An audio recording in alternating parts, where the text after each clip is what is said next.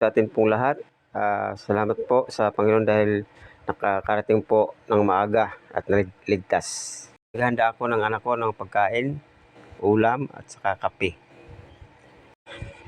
Ang ulam ko ay pritong tulingan at ang aking pong kape ay Champion.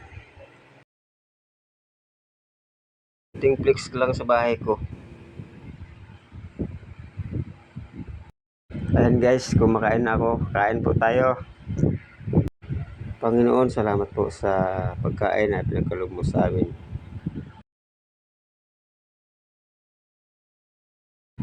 Pagkatapos ko ng pagkain, nag-search na ako sa YouTube para kakanta ko paghandog sa Panginoon. Ayan guys, kumakanta na ako kahit pangit ang boses.